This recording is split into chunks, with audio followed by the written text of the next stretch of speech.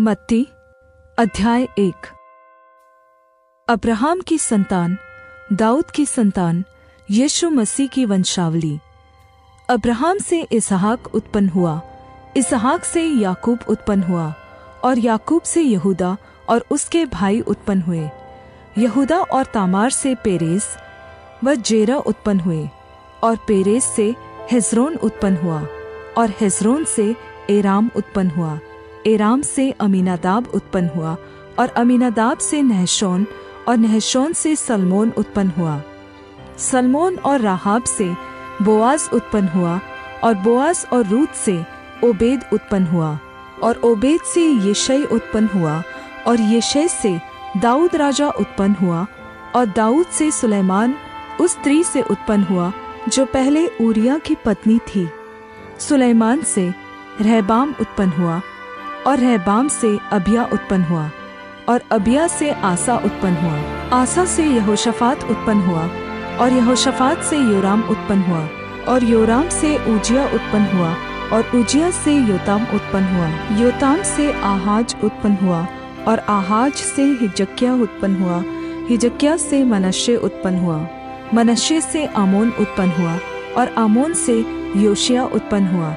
और बंदी होकर बाबेल जाने के समय में योशिय्याह से यकोन्याह और उसके भाई उत्पन्न हुए। बंदी होकर बाबेल पहुँचाए जाने के बाद यकोन्याह से शालतिएल उत्पन्न हुआ, और शालतिएल से जरुब्बाबेल उत्पन्न हुआ।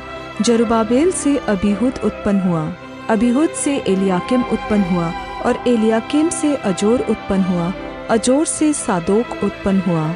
सादोक से अखीम उत्पन्न हुआ, और अखीम से एलीहूद उत्पन्न हुआ। एलीहूद से एलियाजार उत्पन्न हुआ।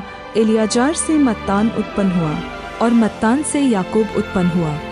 याकूब से यूसुफ उत्पन्न हुआ जो मरियम का पति था, और मरियम से यीशु उत्पन्न हुआ जो मसीह कहलाता है।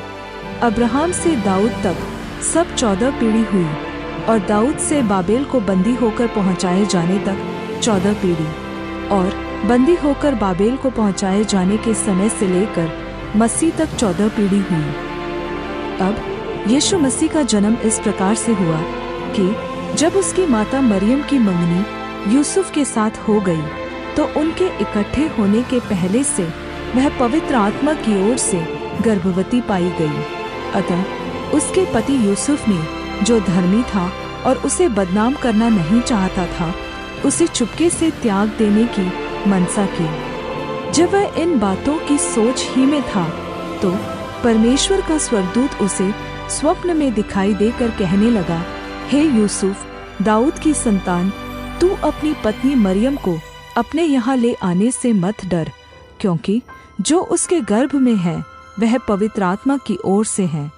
वह पुत्र जनेगी, और तू उसका नाम यीशु रखना, क्योंकि वह अपने लोगों का उनके पापों से उद्धार करेगा। यह सब कुछ इसलिए हुआ कि जो वचन प्रभु ने भविष्यद्वक्ता के द्वारा कहा था वह पूरा हो।